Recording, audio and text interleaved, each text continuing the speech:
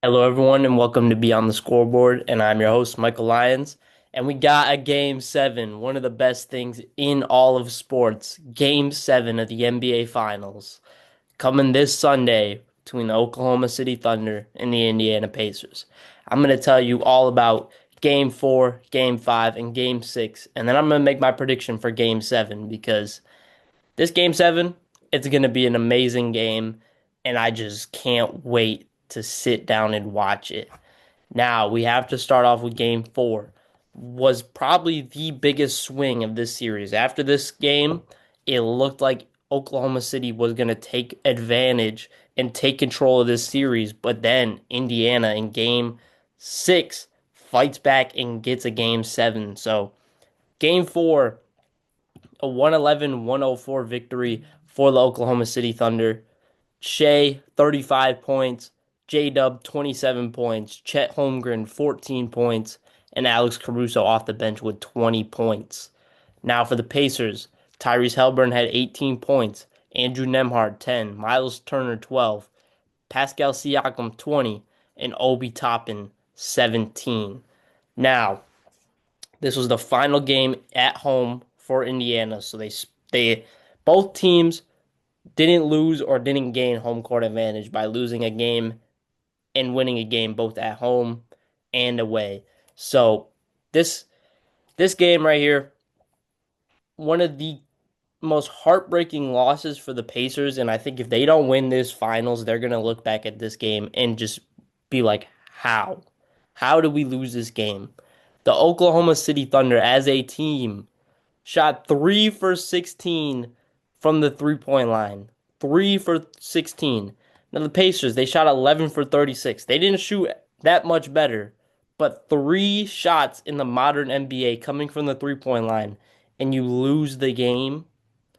That is so heartbreaking, especially because you were up going into the fourth quarter. You were up by, I believe they were up by like 7, 8 points. And then fourth quarter, the Thunder just kind of wiped the floor with the Pacers. And they had one three-pointer going into the fourth quarter. One singular three-pointer going into the fourth quarter. It was it was just crazy to watch. Or they had two three-pointers going into the fourth quarter. They were 2 for 14 as a team, and they had one more in the fourth. But I mean, they were just getting downhill. J Dub, Shea, they were both attacking very well. And the Pacers just couldn't close it out. And yeah, this game right here, like I said to begin with, this is a game where if the Pacers lose this series, they're gonna be like, we were so close to having this series in favor of us being up 3-1, and we probably closed the series out in Indiana last night in Game Six. So I mean, one thing the Thunder did well in Game Four was at the end of the game they went to a lot of switching, which they have rarely done all year and throughout this postseason. They never really switch on screens, and to end this game in the fourth quarter, they relied on it, and the Pacers struggled. Tyrese Haliburton could not get around Chet Holmgren. Uh, J Dub was locking in on whoever. Chet was locking in on whoever. And Shea, when he was putting the actions, he was still holding his own. I mean, he's scoring 35 for you, but he's still holding his own, which is the biggest thing with this Thunder team and why I'll get to my prediction earlier, but I think they'll win it in game seven. I don't know. It's really tough. I'm just happy we got a game seven, to be 100% honest. My prediction before the series was a 5-game series and the Thunder kind of blow out the Pacers. I thought the games were going to be kind of close, but I just thought the Pacers, their Cinderella run, their Black Magic run was going to end in the clutch, but it did not. And I thought that OKC, they were going to have one of these games where they were just going to blow them out. I haven't really got that too bad. I mean, game five was kind of a blowout, but then, I mean, game six, the Pacers blew them right back out. So, quarter one for game four, Halliburton was aggressive and Siakam was aggressive, which was good to see. But then their aggression kind of went downhill after that. Hallie had 3 points in the first quarter. And I mean, he ended with 18. He had 8 after the first half, but he was getting 5 assists.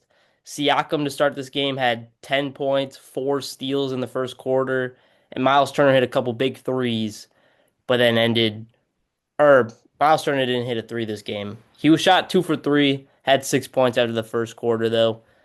0 for 6 from the 3 point line. Miles Turner has to step up on the 3 point shooting. That's been him all his whole career, and it feels like he's losing some confidence in himself. Some of these shots that he's passing up on, I felt like in any other series he was taking them immediately. Especially in that Knicks series, he was getting the ball at the top of the key, and he wasn't even looking to pass. He was looking to just turn and shoot the ball. So his confidence needs to be switched up a little bit, and he needs to come out in Game 7 aggressive, which is going to be huge for them if they can get some sort of perimeter shooting from Miles Turner, because then it doesn't clog up the paint as much. Indy was the first um the pace this whole game, other than the fourth quarter, really just felt like it was all Pacers, to be honest. Even though the game was still pretty close, it felt like a kind of a game one, game it felt like a game one, a game five kind of thing where the game was close, kind of keeping it in range for OKC, and then the Pacers just couldn't get that knockout blow that neither team has really been able to get a lot this series. Is there's been times where the Thunder or the Pacers are up 15, 20 points, but they just need another like 5-0 run, 7-0 run, 10-0 run to just really get that last knockout blow and just kind of put the game out of reach. But both teams continue to fight no matter what. Amazing to watch. Siakam and J Dub this game really came to play. Shea had 4 points after the first quarter, but fourth quarter he had 15 points by himself in the fourth quarter, and J Dub had 4 points. So they combined for 19 points. They outscored the Pacers in the fourth quarter. The Pacers had 17 total points. They had 19 together. Um, quarter two start, hot 3 point shooting for Indy, opposite for OKC, which was pretty much this whole game. Other than the second half, really started to get away from Indiana. They were shooting a lot of threes, but their hot 3 point shooting wasn't going. Obi Toppin, I think, hit a couple threes this game. Yeah, he shot 2 for 5. Benedict Mathurin hit a corner three. Ben Shepherd hit a corner three. Aaron Nesmith was 2 for 5. Andrew Nemhard was 2 for 4. And I mean, the tempers started to flare after a hard foul from, I believe it was Obi had a hard foul on Alex Caruso, which Isaiah Hartenstein felt that he had to step in and give him a little talking to, and then Obi just shoved him away. Tempers are starting to fly in this series. I mean, last night we saw James Johnson got ejected after being in there for like 2 minutes, maybe not even, maybe a minute. And Tony Bradley shoved Isaiah Hartenstein to the ground.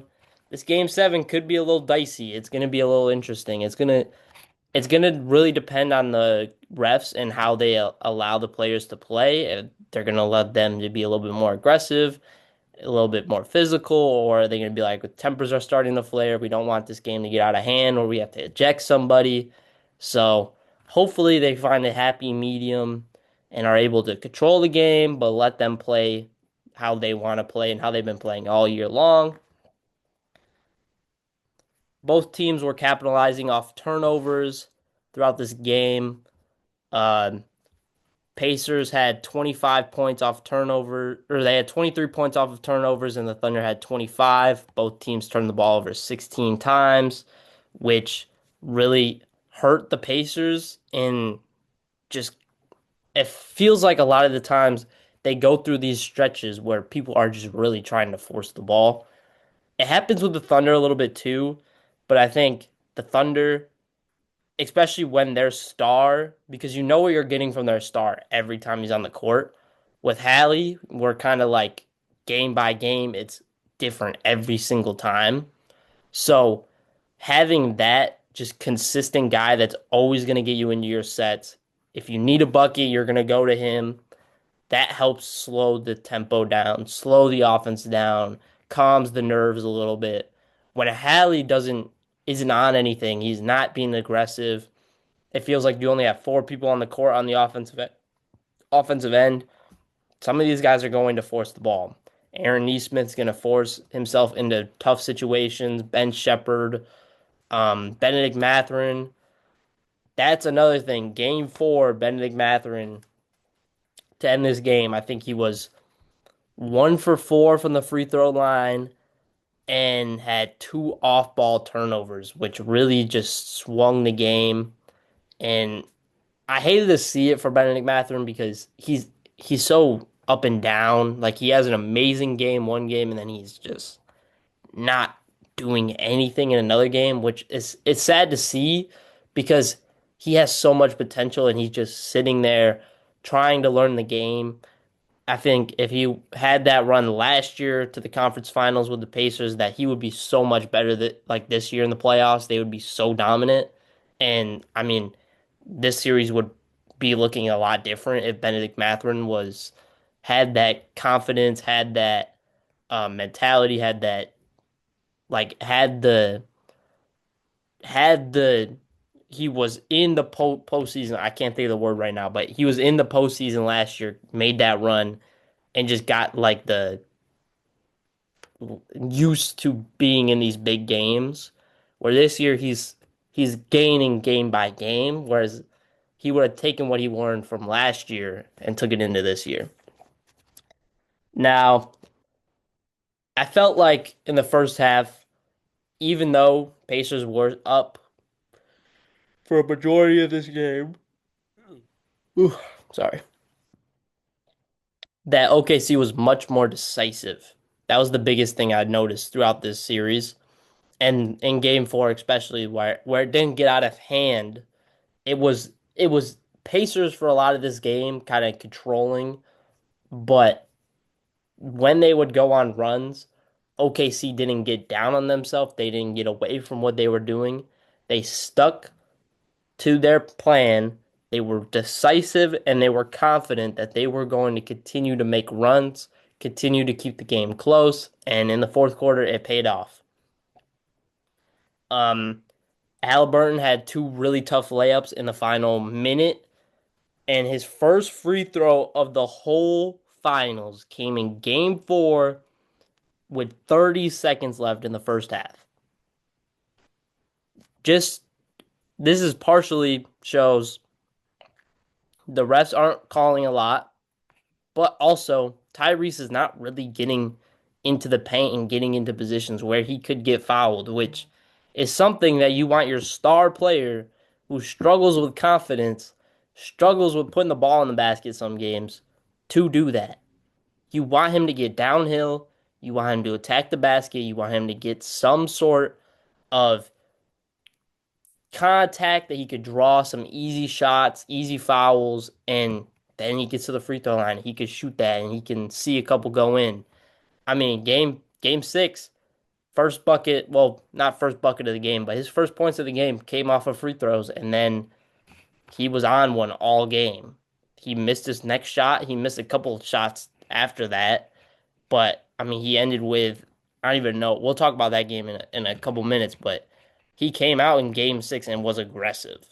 And partially is that he saw the ball go in the basket in the first like minute and a half, 2 minutes, and he knew I could be on one this game.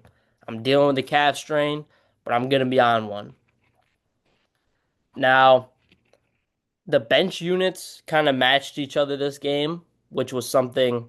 I mean, not even really the bench units. It was mostly Alex Caruso was matching what the Indiana Pacers were doing. I mean, Obi had 17, TJ McConnell had 8, Benedict Mathurin had 8, all those guys off the bench. For Indy, then for the Thunder, Alex Caruso had 20.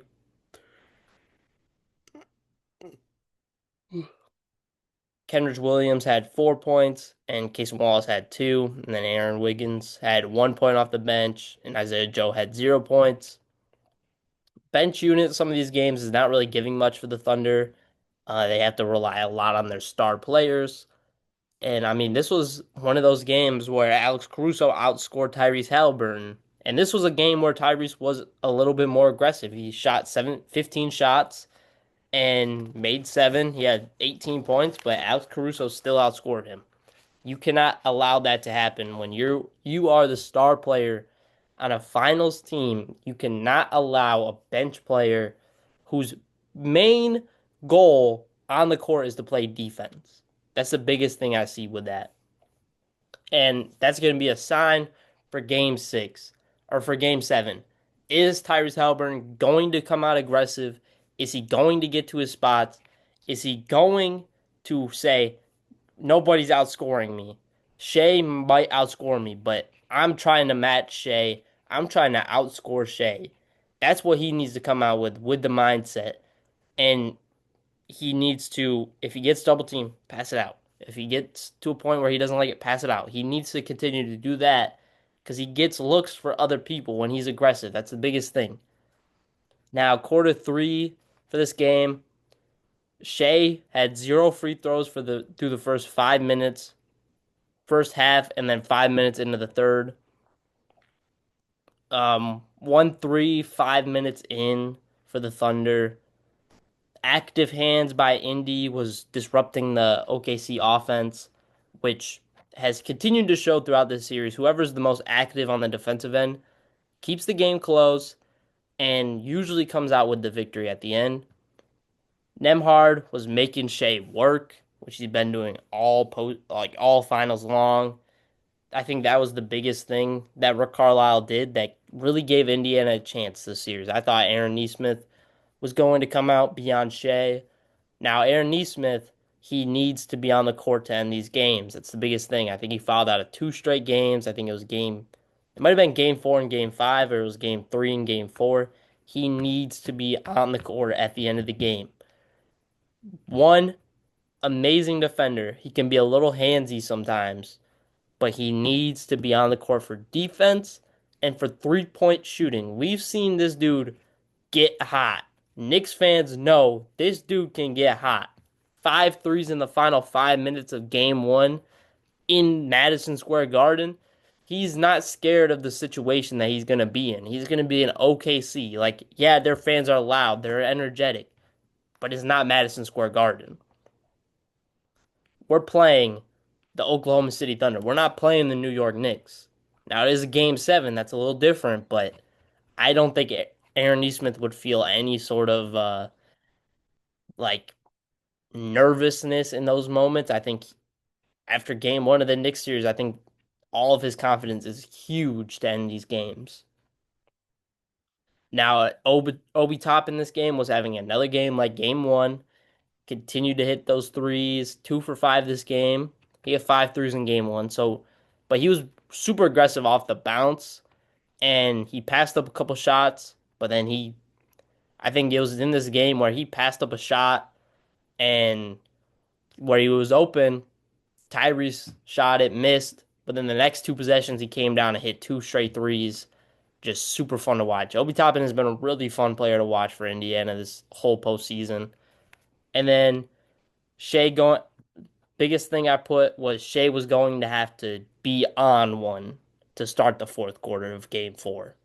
And he came out and was super aggressive and ended with 15 in the fourth. Now, the fourth quarter, 6-2 run by the Oklahoma City Thunder early. Chet Holmgren had two early buckets. And then Indiana was in the bonus with 6 minutes left.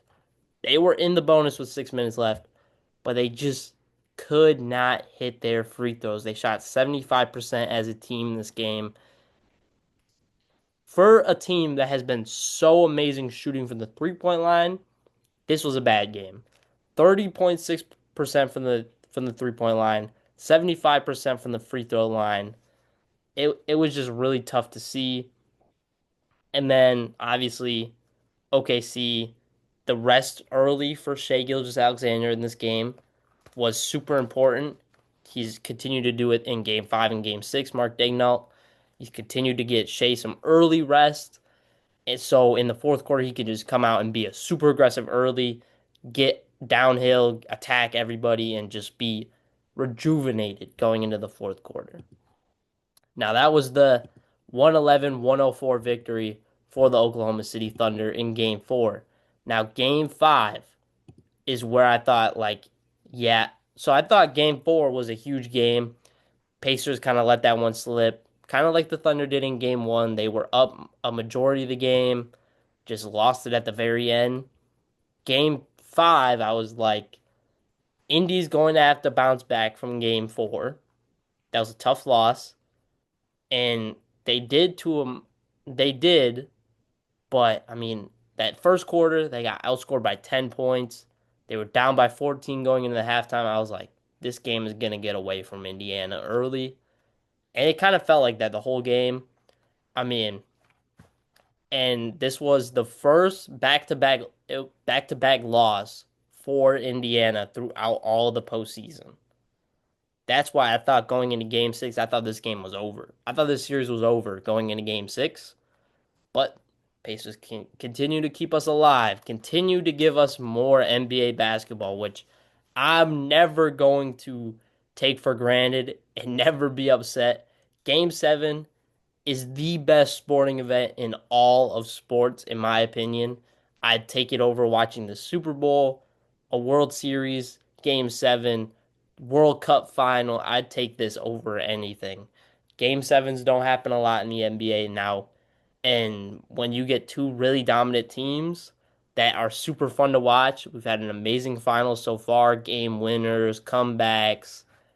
I mean, it's going to lead to an amazing game seven. I just hope that the Thunder don't come out and blow the Pacers out in game seven because for the Thunder, I'd be happy, but the Pacers, I'd be upset that they didn't give up as much of a fight. Now, game five to start the game, OKC was really getting to the rim. This was a huge J Dub game. J Dub had 40 points, Shea had 31 points. J Dub in the first quarter, I felt like he had four dunks in a row. I believe it was three or four. He was on the rim. Every time you looked, there was a steal. J Dub in transition. Boom. Dunk it in. He was super aggressive from the jump. He had 6 points in the first quarter. Now, yeah, you go, yeah, that's not a lot for J Dub. Like 6 points in a quarter. But his three shots that he made in the first quarter were all in the paint and all off of dunks. So it came with he might not have a lot of points, but we know what he's going to be on throughout this whole game. I mean, I love the move back to iHeart. I believe that was game four, I think, that they went back to iHeart in the starting lineup. Maybe it was game three. I think iHeart back in the starting lineup, even though he only played 21 minutes, shot the ball two times, had 4 points. The the offense, and I continue to say it throughout the finals, the offense looks better when Isaiah Hartenstein is on the court. The amount of space he gives Shea, J-Dub, whoever's handling the ball when he comes to set a screen, he's so strong and so his base is so strong as well that he gets people open off these screens. And it allows Shea to have 7 points in the first quarter. It allows Dub to have 6 points in the first quarter. It allows Aaron Wiggins to come in and have 14 points. It allows Cason Wallace to come in and get some easy buckets. He just makes the game easier for a lot of these guys. He's a good passer as a big man. He's a really solid passer. He's going to fight for every rebound. And he's just consistently always going to be in the right position. And he's going to consistently give you really strong, really, really, really strong screens. And I thought to start this game, he was implementing himself on both ends. He had that early bucket. He got to the free throw line. He had a block. He had a steal. He had a couple rebounds, a couple big rebounds too, especially on the offensive rebounding, which is another thing that he gives that the Thunder don't really have. Chet, I mean, he's big and lengthy, but he's not a great rebounder. But Ihart, he's an amazing rebounder. Now, to start this game, Indiana was really playing into OKC hands, getting themselves in tough positions. I mean, I think Pascal Siakam had a couple really bad turnovers. Like he dribbled off his foot. He had six turnovers in this game. I think he had four in the first quarter, which allowed OKC to have that 10-point lead after the first quarter. It- and Pascal Siakam had a good game. He had 28 points, but we'll talk about why he didn't have more. But like it was a tough start for Indiana. Tyrese had only 4 points, had zero field goals made this game. Zero field goals made. This is why I thought coming out of game 5 that game 6 was going to be a blowout. It was going to be a game where OKC, they just handle business. They have all the confidence. They have all the energy going their way. And I know it was going into Indiana, so like it's a little different at that point. But I was like, you can't have a zero field goal made game as the best player on a finals team. You cannot have that. You have to at least get one bucket. At least one bucket.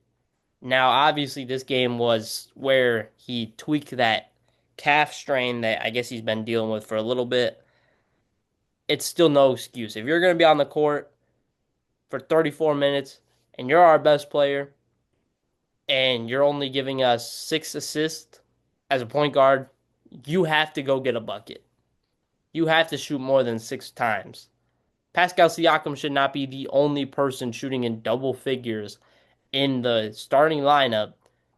And Obi Toppin, TJ McConnell, Benedict Mathurin are all shooting more than Tyrese Halliburton. That should not happen. Now, after the first quarter, Siakam had 6 points. Mathurin had 5 points for the Pacers. I thought he was going to have another big game. Ended with 7 points though for Benedict Mathurin. Shea had 7 points after the first. Dub had six. Chet had five. They were 4 for 6 from the 3 point line. So after the first quarter, the Thunder already hit more threes than they did the whole last game. They forced 7 turnovers compared to the Pacers only forcing one. The Pacers shot 3 for 8 from the 3 point line. Now game or quarter two, the bench mob was 5 for 6 from three, 4 minutes in for the Oklahoma City Thunder. I think I think it was Aaron Wiggins hit a couple threes. Casey Wallace hit a three.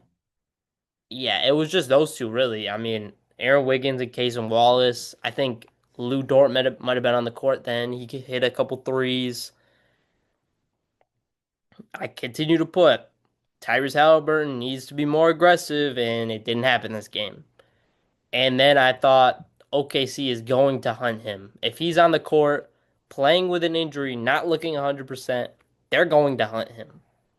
I I mean, they're not like these 90s players where they're going to literally try to beat you up even more that you're injured, but they're going to put you in every action. They're going to test out how strong that leg is. And I don't think they really did it, but still, I mean, that's something that game 6 they still really didn't do, but game 7 they are gonna be like, we're gonna test out that leg early, see how it's going. If it's nothing, I mean we might go away, but Tyrese is also the guy that they want to attack every possession. If you're a Thunder fan, and if you're a Thunder player, you want to attack their worst defender, which is Tyrese Halliburton, and the fact that he's dealing with an injury just makes you want to put him in even more pick and rolls. Again, it was just tough. Dub was getting on the rim. Injuries were starting to pile up for both. I saw like 4 or 5 different people go down in the second quarter of this game. Game starting to get away from Indiana. They had to slow it down. They did a little bit, kept it within reach, but still Third quarter they came out, they outscored the Thunder by 6. So they were down by 4 going into or they were down by 2 going into the fourth quarter. Now, at halftime, Shea had 13 on 3 for 6 shooting. Tyrese Halliburton 0 points, 0 for 5 shooting. Siakam had 10. They had 16 bench points compared to 20 from OKC. OKC only had 4 turnovers compared to the Pacers' 11 turnovers, and 15 points off turnovers for the Oklahoma City Thunder compared to 1 for the Indiana Pacers. 8 for 7 from the 3-point line for OKC compared to 5 for 16. OKC just pretty much did everything better than Indiana in the first half. And then quarter three start, Indiana just continued to keep it close. Timely threes after timely threes after timely threes. They've been doing it all postseason long. We're gonna see if it's gonna happen again in game seven. Hopefully it does. Hopefully you get another Andrew Nemhard hits a couple threes, keep it within. Aaron Nesmith hits a couple threes. And then Hallie had his first point 5 minutes into the third quarter, but still only shot one field goal in the second half of this game. Only had one field goal attempt. All of his points came from free throws. So I mean, it was just a really really really bad game for Tyrese Halliburton. A really really tough game, but he does have his confidence back. Game six was a huge bounce back game that I wasn't even expecting. I know that he's really wishy washy and has one bad game, has a good game, but I was not expecting that. Especially dealing with the calf strain injury. There was talks that the Pacers were getting ready to play without him. He wasn't sure where he was going to be at, but he was on the court and he came to play.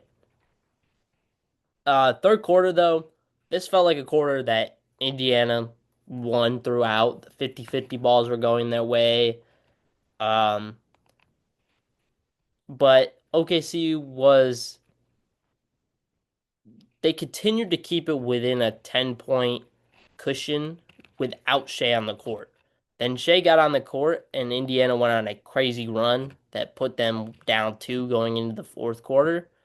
But I think both teams, the bench units for both these teams are so good. They're going to be so important in game seven in how they allow their players to get like their star players to get some rest and how they can keep the game going throughout with having a TJ McConnell 18-point game off the bench, a Obi Toppin 12-point game off the bench.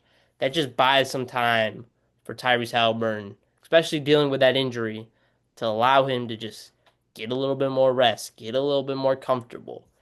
Then for OKC, I mean, having Aaron Wiggins and Casey Wallace be able to give you double-digit points, that gives Shea a couple more minutes on the bench. It gives him a little bit more rest throughout the first 3 quarters, and then when it's the fourth quarter, when he has to be in, he can fly in there and just be super aggressive.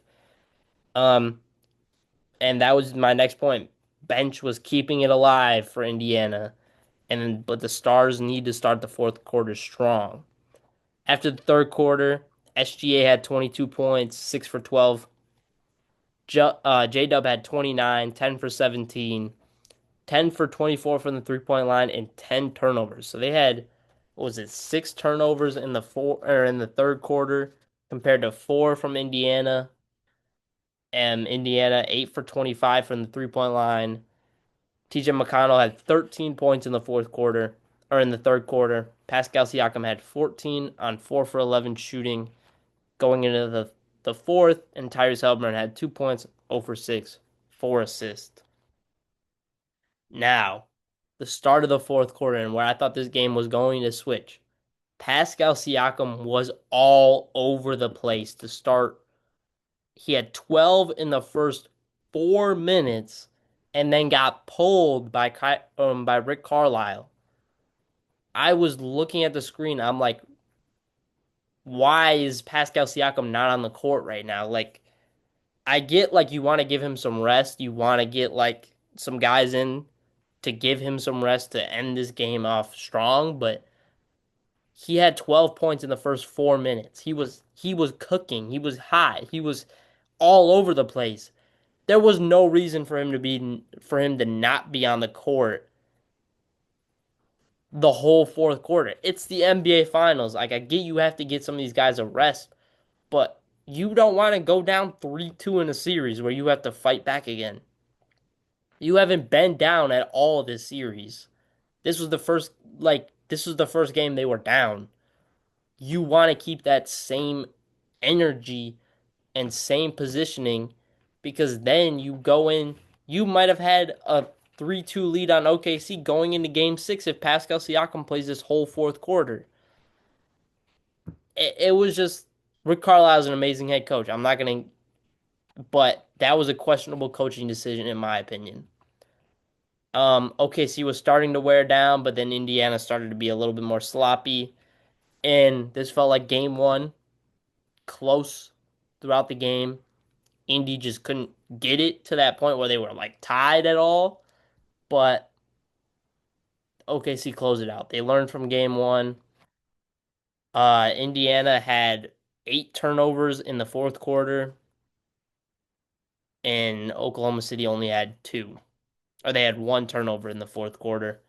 32 points off turnovers for the Indiana Pacers, 9 or for the Oklahoma City Thunder, 9 for the Pacers. That is a huge, huge, huge stat that went in favor of Oklahoma City, and not even by a small margin, a large, huge margin in that category.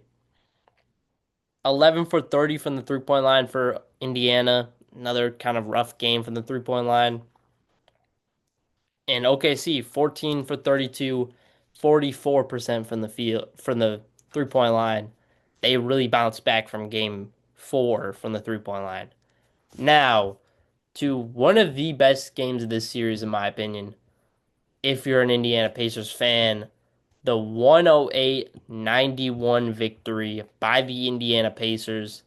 Obviously, the biggest talking point going into this game was Tyrese Haliburton dealing with that calf strain. But he came out, had 4 points in the first quarter, 1 for 5 shooting. You're like, yeah, that's not a great start to the game. 1 for 5 shooting though. He had 6 total shots last game. He had 5 in the first quarter.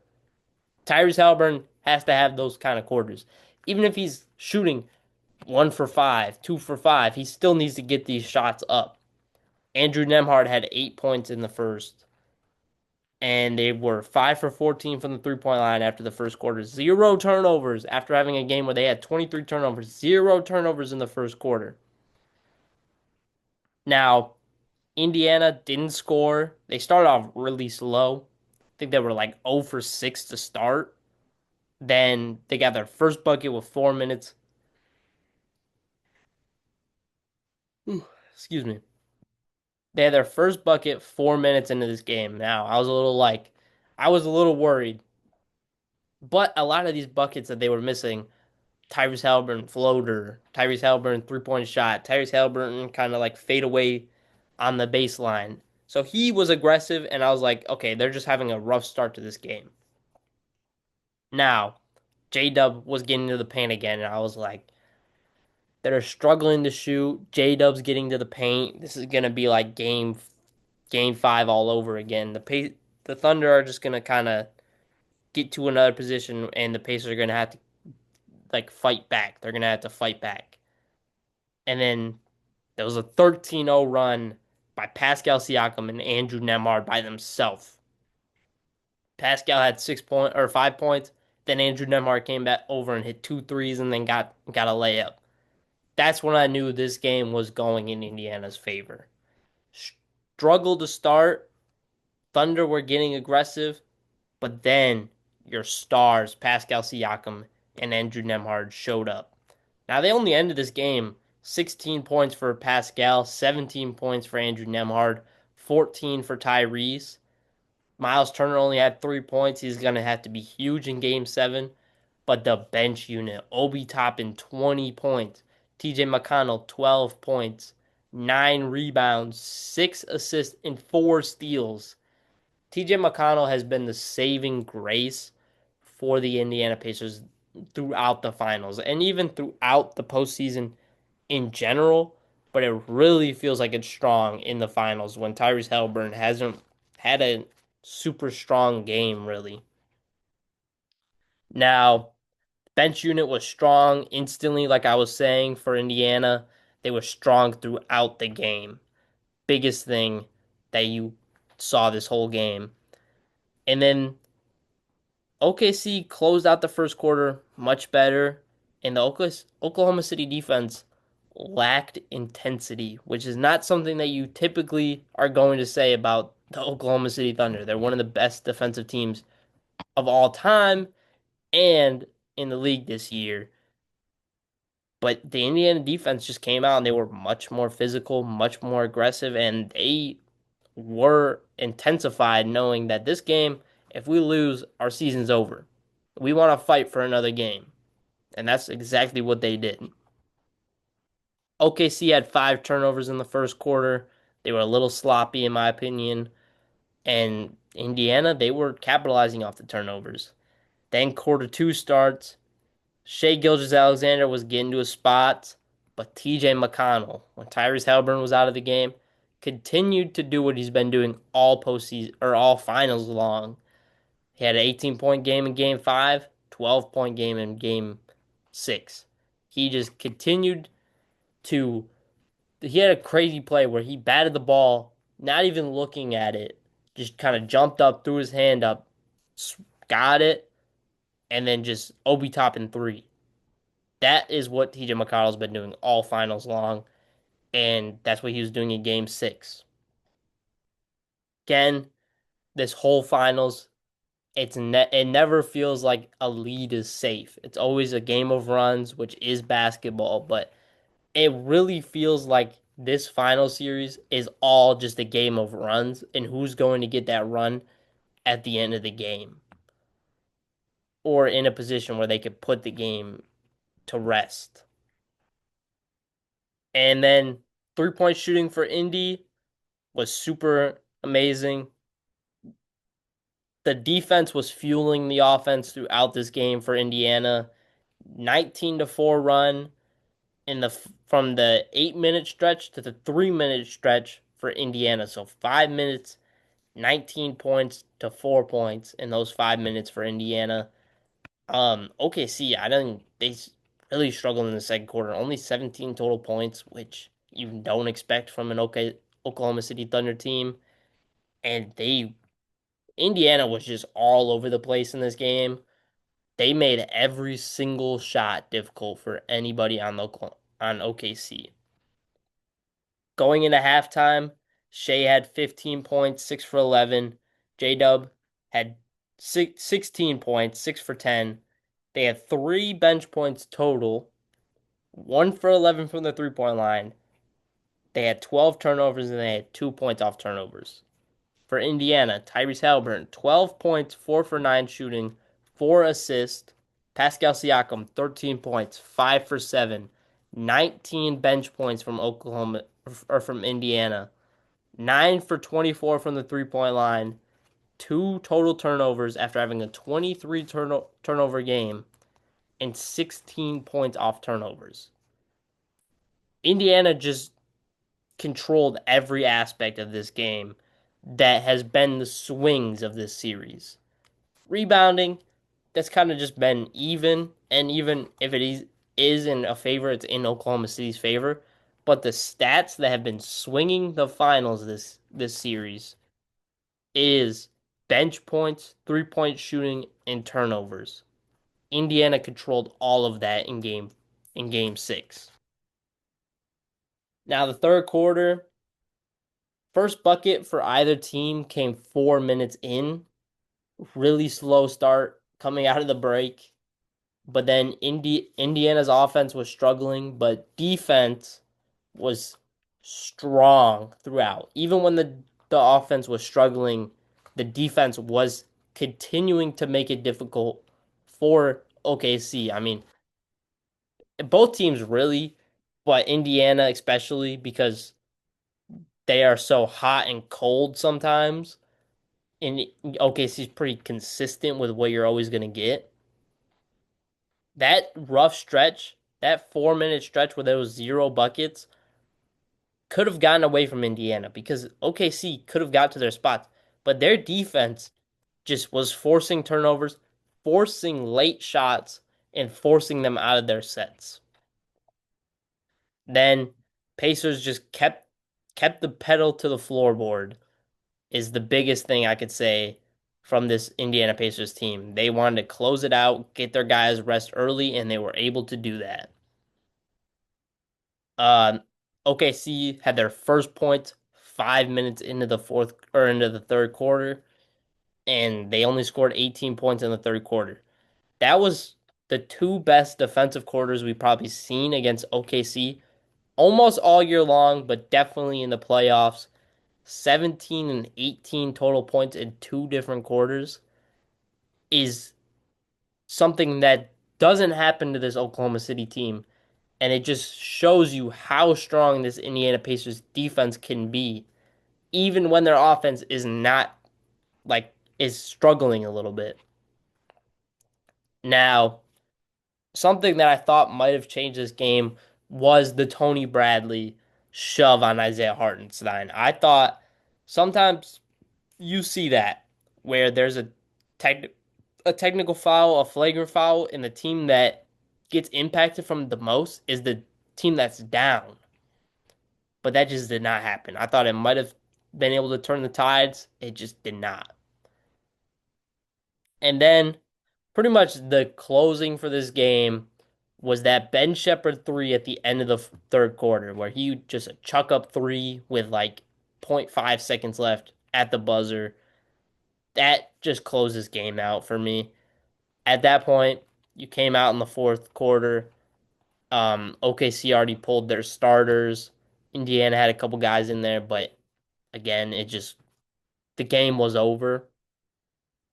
They were up by 30 at that point going into the fourth quarter, which I didn't see this, but that's probably the most OKC's been down going into the fourth quarter all year long. Maybe outside of the Nuggets game 6 where they got blown out, but I don't know. Shea had 21 points going into the fourth. J-Dub had 16 points. Obviously, neither one of those guys played.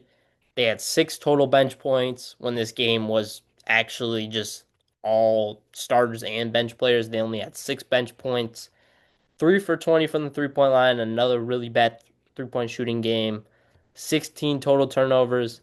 Tyrese Halliburton had 14 points, 5 for 12 shooting, 5 assists. Andrew Nemhard had 17 points. Pascal had 16, 31 bench points, and 14 for 35 from the 3 point line, and 7 turnovers for the Indiana Pacers. Like I said, they just dominated everything that swung the games in favor of either team throughout this final series. So now to game 7. Who is going to take the 2025 NBA championship? First off, I just want to say everybody that came into the finals hating on having these two teams should be ashamed because they're giving us a game 7. I don't care. And the people that are like, "Oh yeah, the ratings are going to be down." Why do you care about ratings? You don't have any stock in the NBA. You're just a fan. Literally just a fan. Why are we talking about ratings as fans? That is not something for us to care about. If you're continuing to watch it, that's all that matters. Why do you care about ratings? You're not getting paid to watch basketball. You're not a part of that. Why do you care? Like that's literally genuinely just the biggest thing I see. We need to stop nitpicking the game of basketball. If you're a fan, just be a fan. That doesn't mean be complacent, see things that you don't agree with. But when we're talking about ratings, there's no reason we should be talking about ratings as fans like we have a stock in the NBA. We're just fans watching the game. Now, yeah, you could be concerned about the ratings going down. That doesn't like why are we having conversations about it between fans? Why is some random person coming up on ESPN, on Instagram, talking about the ratings being down for the NBA? What does that, like, what do we have to gain or lose from the ratings being high or low? That's the biggest thing I ask people. Like, it just doesn't make any sense. Now, game seven, this is going to be a super. I hope, I just hope that OKC does not just dominate Indiana like they did to the Nuggets in game seven of the semifinals. But I don't think they will. I think the fact that the Pacers just are so, it's really going to depend. Obviously, like there's that phrase, role players play better at home. These Pacers role players have been playing good at home and away. That has to continue in this game. In this game seven, TJ McConnell is going to have to be huge. Obi Toppin's going to have to be huge. Benedict Mathurin is going to have to be huge. And we'll it's tough to make a prediction for who's going to win game seven. I think I don't care who wins. Let's just get that straight. I genuinely don't care who wins. Like I'm just a fan watching the NBA. My team isn't in the finals, so I don't care who wins. I'm happy for both teams. OKC's second youngest team. Pacers get their first ever championship, and they haven't been in the finals in 25 years. Like, yeah, I would love to see either one of these teams win. I think that it's really tough because neither one of these teams, like Pascal, is probably, he didn't play in game seven of the NBA Finals. Like, this is new territory for all of these guys. So, I don't know. Any of the experience that you have, I think doesn't really matter in this game. It just all, this game all depends on confidence and coaching. Now, Rick Carlisle is the better coach. He is the more experienced coach. He is a Hall of Fame coach at this point. And I love the bench unit for Indiana. I love Pascal Siakam. I'm going to go with the Indiana Pacers. I think the Indiana Pacers are going to take this game seven. I think from it it's all going to depend. They've had two bad, like they haven't had two, they've had two all right 3-point shooting, three all right shooting 3-point games. Now, two of them were at home, one of them was away.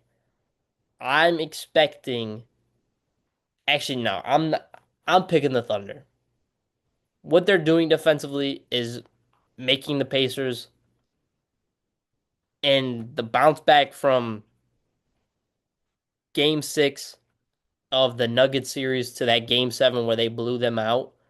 I'm picking the Thunder. I feel more confident in the Thunder. I'm I'm confident that I can make a decision for both teams to, and why I think they would, like I could pick either team and be confident in them to do it and have a reasoning behind it. I just feel more confident that the Thunder at home, all that, all the crowd energy, that they'll be able to close it out. I think Shea, he's he's gonna have to be huge. Tyrese Halliburton's also going to have to be huge, and that's the biggest talk. That's the biggest reason why I'm going against the Pacers, because I don't have that confidence in Tyrese Halliburton to come out in a game seven of the NBA Finals and be able to put up a game that could put the Pacers over the top. I think the Thunder, just the amount of,